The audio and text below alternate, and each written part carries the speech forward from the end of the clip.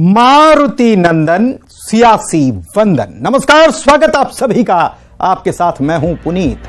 5 की आंच आप देख रहे हैं। कर्नाटक चुनाव के बाद राजनीति में बजरंग बली की भी एंट्री हो चुकी है। हनुमान जी किस पार्टी के साथ हैं, इस पर दावों का दौर जारी है। जीत से उत्साहित कांग्रेस बजरंग बली को अपना बता रही है, तो मंत्री कवासी लखमा ने यहां तक कह दिया है कि बजरंग बली ने बीजेपी को लात मार दी। इस बयान पर सियासी घमासान छिड़ा हुआ है। बीजेपी ने बयान पर पलटवार किया। प्रदेश अध्यक्ष अरुण साव ने कांग्रेस को घबराया हुआ बताया और इस बयानबाजी के बीच बड़ा सवाल यही है कि बजरंग बली के नाम पर सियासत क्यों हो रही है। प्रदेश में और भी मुद्दे हैं, लेकिन वो क्या कम पड़ गए हैं। बीजेपी पर हिंदुत्व की राजनीति के आरोप लगते आए।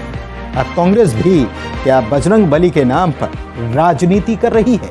ये कई सारे सवाल है और 5 सवाल कौन से हैं, ये 5 की आंच के 5 सवाल आपको हम दिखा रहे हैं आपके टीवी स्क्रीन पर। ये रहे। सबसे पहला सवाल यह है कि बजरंग बली पर चर्चा श्रद्धा है या सियासत है। सियासत की जा रही है क्या, या फिर ये श्रद्धा है बजरंग बली पर। और बजरंग बली पर श्रद्धा है तो फिर सियासत में इसका क्या काम है। सवाल नंबर 1 आप देखो। सवाल नंबर 2 क्या है। सवाल नंबर 2, हनुमान जी के नाम पर क्या छत्तीसगढ़ में चुनाव होने वाला है। छत्तीसगढ़ का चुनाव क्या धर्म, हिंदुत्व या हनुमान जी के नाम पर होने वाला है। यह भी एक बड़ा सवाल है, इस पर भी हम चर्चा करने वाले हैं। लेकिन 2 सवाल के बाद तीसरा सवाल क्या है। पहले, हनुमान जी के नाम पर क्या छत्तीसगढ़ में चुनाव होने वाला। क्या विकास से ज्यादा हिंदुत्व पर भरोसा है। सरकार के 5 साल पूरे होने वाले चुनाव में सरकार जाने वाली है। विपक्ष भी तमाम मुद्दों को लेकर जनता के बीच है, लेकिन इस बीच विकास की बातें जो हैं, जो होते हैं, दावे होते हैं, हमने ये किया, हमने ये किया, लेकिन क्या हुआ उन सब का।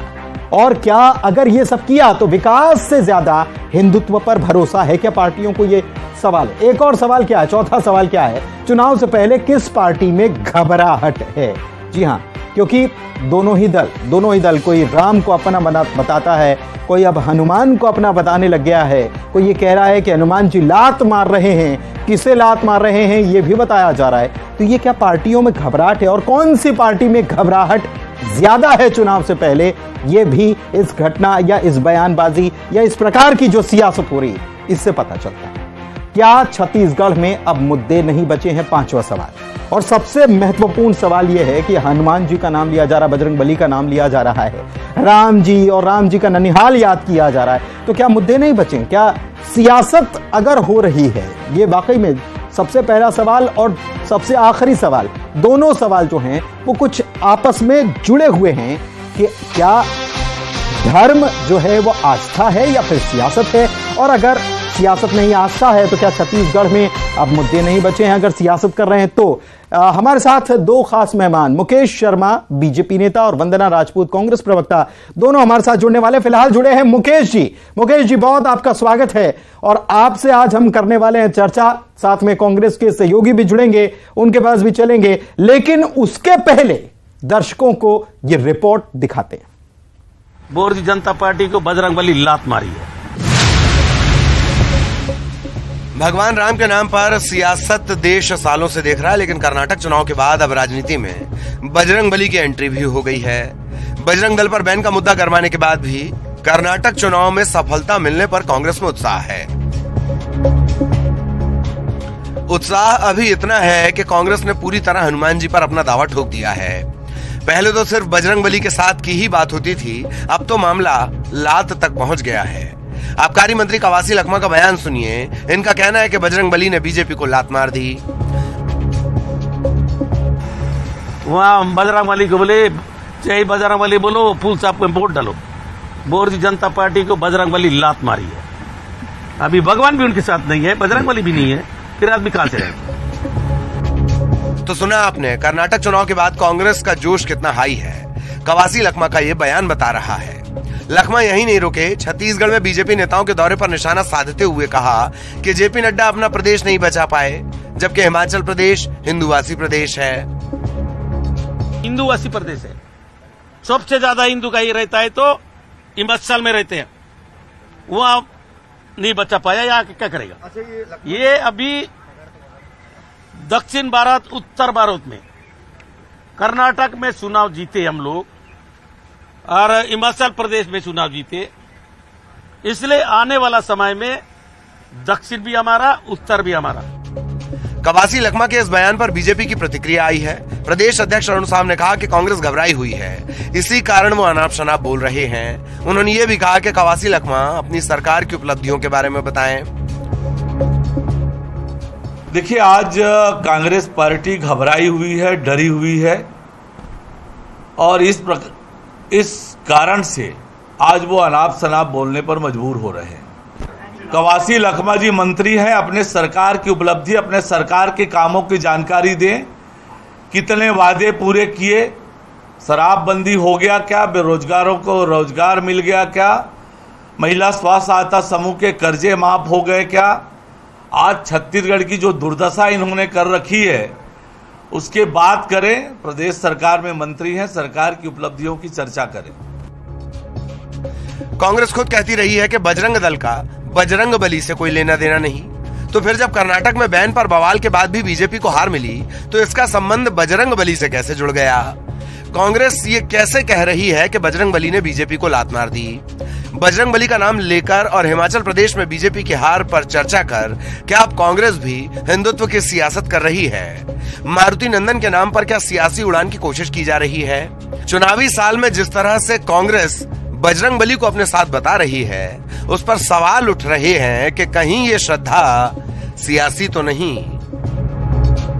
Bureau report, news 18। और आइए, दोनों मेहमान हमारे साथ इस वक्त जुड़ चुके हैं। एक बार फिर से स्वागत कर लेते हैं। मुकेश शर्मा बीजेपी नेता हैं। मुकेश जी बहुत स्वागत। वंदना राजपूत कांग्रेस प्रवक्ता हैं। वंदना जी आपका भी बहुत स्वागत। सबसे पहले मुकेश जी आपकी मैं प्रतिक्रिया चाहूंगा। कवासी लखमा को हमने सुना, वो क्या कह रहे हैं। अभी तक तो बीजेपी ही राम हनुमान की चर्चा करती आती थी, हम सुनते थे, लेकिन अब तो कांग्रेस भी कर रही है। कैसे मुकाबला होगा? तो पुनीत जी, कहीं ना कहीं कांग्रेस पार्टी इस सरकार के पास में अब बताने के लिए कुछ बचा नहीं है और इस दिशा से ध्यान भटकाने के लिए कहीं ना कहीं ये कुछ भी बयान दिए जा रहे हैं जिसका कोई अर्थ होता नहीं है। और दूसरी बात, भगवान राम का नाम, तो ये भारतीय जनता पार्टी, हम तो सदैव से, और हिंदू होने के नाते हम तो पल पल क्षण क्षण प्रत्येक क्षण भगवान राम का नाम आना चाहिए। और इसको लोग राजनीति से जोड़ के देखते हैं, ये उनका भ्रम है। लेकिन कांग्रेस पार्टी जो कभी भगवान राम के मंदिर निर्माण को टालना चाहती थी, वो अब राम का नाम लेते हैं। तो कहीं ना कहीं आप एक रामायण में एक पात्र का उल्लेख आता है, काल ने, जिसका राम का नाम लेने के पीछे ध्येय क्या था? भटकाना। तो आज कांग्रेस पार्टी भी, जब इनके पास में विकास के काम कुछ है नहीं, बताने के लिए कुछ है नहीं, ऐसी स्थिति में आके राम राम राम, अरे इससे कुछ नहीं होगा। भगवान भी यदि आप अपने बातों से मुकरते हैं, अपने वादों से मुकरते हैं, तो भगवान भी आपको साथ देने वाले हैं नहीं।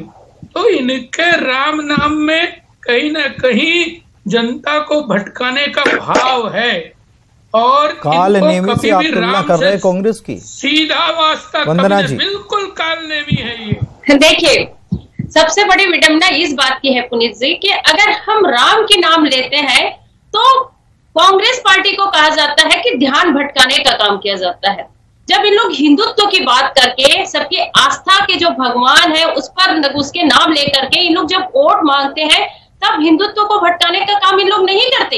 यदि कांग्रेस पार्टी अगर राम का नाम जपती है तो इन लोगों को तकलीफ होती है। अरे सुनिए तो भाई, देखिए आपने बड़ा प्रेम से बोला, मैंने आपकी बातों को सुना। पुनीत जी उनको बोलिए, मेरे भाई मुकेश जी को वो पहले आवाज बंद करे। आप लोग सुनने की तो क्षमता रखिए, इतना क्यों हड़बड़ा जाते हैं भाई? आपकी बात मैंने ध्यान से सुना ना, तकलीफ क्यों होती है? हमेशा झूठ। देखिए पुनीत जी, सबसे बड़ी बात यह है कि भारतीय जनता पार्टी के प्रवक्ता जब डिबेट में बैठते हैं तो ये कसम खाकर बैठते हैं कि हम जब भी बोलेंगे तो झूठ बोलेंगे और झूठ के सिवाय कुछ भी नहीं बोलेंगे। इन लोगों की ये परंपरा आ रही है। रही बात, देखिए आप इतना क्यों गुस्सा होते हैं भाई, बताइए। तो अगर हम राम के नाम लेते हैं उसमें आप लोगों की ठीक है, आप अपनी बात रखिए, आप अपनी बात रखिए ना मुकेश जी। सरकार में बैठ के क्या किया आपने मुकेश जी? नहीं मुकेश जी सुनिए, मुकेश जी समझ आएगा ना मुकेश जी। भारतीय जनता पार्टी, अरे भारतीय जनता पार्टी चिंता कर लेंगे हम लोग, आप अपनी उपलब्धि। ये देखिए इन लोगों की जो चेहरे की सिकन है ना पुनीत जी, ये बता रहे हैं कि इन लोग कितना हड़बड़ा गए हैं, इसीलिए इतना बड़बड़ा रहे हैं आपके डिबेट के चैनल में, क्योंकि इन लोग के पास अभी छत्तीसगढ़ में कुछ मुद्दा बचा नहीं है। कर्नाटक में इन लोगों की क्या हाल हुई है ये सबके सामने है। इन लोग बजरंग बली और बजरंग दल के नाम पर कर रहे हैं। आप दोनों से निवेदन है, सुनिए आप दोनों से निवेदन है, एक एक करके बोलिएगा ना तो दर्शकों को बात समझ में आएगी और एक दूसरे को टोकिए मत। अभी तो शुरुआत की है डिबेट की, ये तो आखिर का हिस्सा होता है ना, ये तो परंपरा होती है डिबेट में। तो मैं आपसे चाहूंगा, सुनिए वंदना जी, मैं आपसे चाहूंगा कि काल नेमी से कांग्रेस की तुलना, इस पर आप अपनी प्रतिक्रिया दीजिए। मैं वही बता रही हूँ पुनीत जी कि जब भाजपा राम नाम के नाम, उसके राम भगवान के नाम से वोट मांगती है, तब इन लोग को हिंदुत्व को भटकाने का काम नहीं करते, हिंदू के भावनाओं को जो लोग आहत पहुंचाते हैं उसका उन लोग को समझ नहीं आता है। लेकिन हमारी भी तो परंपरा रही है, जब देखते हैं हम गांधी जी की बात करते हैं तो हम राम नाम की भजन करते थे, छत्तीसगढ़ की बात करते हैं, हम किसी को अभिवादन करते हैं, ये सदियों से चली आ रही है। हम अभिवादन करते तो राम राम जी करके बोलते हैं।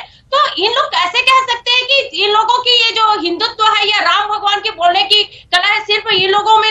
क्या हम हिंदू नहीं है? हम क्या अपने आराध्य राम भगवान का नाम नहीं ले सकते? इन लोगों को इतनी क्या प्रॉब्लम है भाई? छत्तीसगढ़ की बात करते हैं, 15 साल इनकी प्रॉब्लम इनको नहीं है, प्रॉब्लम अब कांग्रेस को होने लगी है कि हनुमान जी लात मार रहे हैं। भाई ये कोई बयान देने की बात होती है कि आप क्यों बोल रहे हैं ऐसा?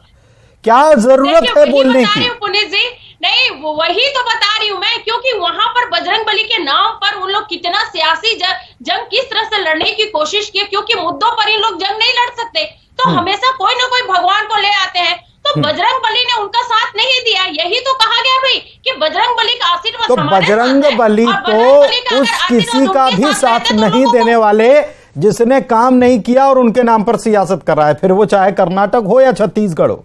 गलत तो नहीं हूं मैं?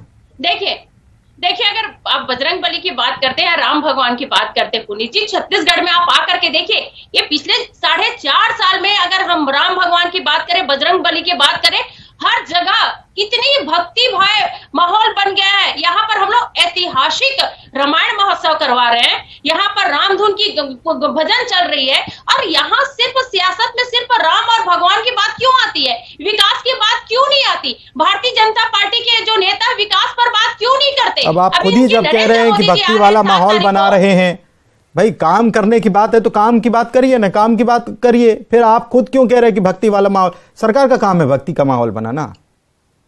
मैं वही बता रही हूँ पुनीत जी, आपने पूछा कि राम भगवान की बात में, तो राम भगवान की बात बताई मैं, लेकिन अभी कुछ दिन पहले इन लोगों का पिक्चर बिल्कुल साफ हो गया है कि विधानसभा चुनाव 2023 में हम लोगों का छत्तीसगढ़ में बिल्कुल सुपड़ा साफ होने वाला है। इसीलिए आनन फानन में नरेंद्र मोदी जी 7 जुलाई को यहाँ छत्तीसगढ़ का दौरा कर रहे हैं, क्योंकि इन लोग हमेशा कूटनीति करके, षड्यंत्र करके सरकार बनाते हैं, और जहां पर सरकार इन लोगों की नहीं बनती है वहां पैसा के दम पर उन लोग सरकार बनाते हैं और सरकार को गिराने का काम करते हैं। इन लोगों की ये इतिहास दिख रहा है कि कहां कितने सरकार गिरा है। मुकेश जी मैं आपके पास आता हूं, नहीं मुकेश जी के पास चलते हैं। मुकेश जी, कर्नाटक में भी क्या बजरंग बली का नाम लेना उचित था, उनको जोड़ना उचित था? जब यहां पर नहीं उचित लग रहा है तो आप कालने में बता रहे हैं कांग्रेस को? पुनीत जी कहीं ना कहीं जब हिंदू होने के नाते हम तो ये मानते हैं कि हर पल हर क्षण भगवान राम का नाम जुबान में होना चाहिए, हमारे रोम रोम में राम होना चाहिए। इसमें यदि कोई राजनीति देखता है तो भगवान उनको कहीं ना कहीं अक्ल दे कि ऐसी भाव लेके और किस प्रकार की बातें करते हैं। और रही बात छत्तीसगढ़, ये बहुत ही आपत्तिजनक है। कहीं ना कहीं इतने बड़े पद में बैठे हुए व्यक्ति को शब्दों की, भाषा की गरिमा का ध्यान रखना चाहिए। बेहतर होता आप कार्य मंत्री होने के नाते उनको जनता को जवाब देना चाहिए। जब आप जन घोषणा पत्र लाए थे, जवाब देना चाहिए कि आपने जो वायदे किए थे उनका क्या हुआ। इन पर बात क्यों नहीं हो रही है वंदना जी? शराबबंदी मुख्य बिंदु था। अगर हम अपने वादों की बात करते हैं, हम अपने वादों की बात तो हम यहाँ पर पूरे जनता को दे रहे हैं, जनता को सर्टिफिकेट दे रहे हैं, लेकिन भाजपा के नेताओं को दिखाई नहीं देता क्योंकि उन लोग जनता के संपर्क में नहीं रहते। पुनीत जी, आप देखेंगे कि यहाँ स्थानीय नेता है, विपक्ष में अगर बीजेपी है और वो अगर सवाल खड़े कर रही है तो आपको उसको भी संतुष्ट करना, क्योंकि वो भी छत्तीसगढ़ की जनता के कुछ नुमाइंदे तो है ना, वो भी तो नुमाइंदगी कर रहे हैं ना। और आपने जो वादे पूरे कर दिए उनको मत गिनाइए, क्योंकि वो तो जनता जान रही है। जो नहीं किए उनकी वजह बताइए। देखिए पुनीत जी, मैं आपको एक बात बहुत स्पष्ट बता देती हूँ। अगर छत्तीसगढ़ की हमारी कांग्रेस सरकार की जो वादा है और जो कुछ वादा बचा हुआ है, अपने पास अभी 2-3 महीने का टाइम है, हम उस वादा को पूरा करेंगे। लेकिन आप बोलेंगे कि यहाँ पर ये भाजपा के नेता भी नहीं, सुनिए ना, भाजपा के नेता भी यहाँ छत्तीसगढ़ के जो स्थानीय निवासी है तो उनको कितना फायदा पहुंचा है मुकेश जी को पूछिए। अगर किसान है तो किसान के जेब में डायरेक्ट पैसा जा रहा है, सिर्फ मुकेश जी को नहीं, डॉक्टर रमन सिंह जी को इसका फायदा मिला है, भुवन अग्रवाल जी को इनको फायदा मिला है। इनके बारे में लोग बात नहीं करेंगे। ठीक है, समय यहीं तक की इजाजत दे रहा है। अगर विकास के काम, अपने वायदे गिनाने की बात है तो फिर क्यों भगवान को याद किया जा रहा है? कम से कम बीजेपी हो, कांग्रेस हो या फिर कोई भी दल, अगर भगवान में आस्था है तो ये याद रखिए कि भगवान सब कुछ देख रहा है और ऊपर वाला लात नहीं मारता, उसकी लाठी में आवाज नहीं होती। याद रखिएगा। बहुत शुक्रिया आप दोनों मेहमानों का चर्चा में शामिल होने के लिए। और इसी के साथ आज की डिबेट में इतना ही। नमस्कार।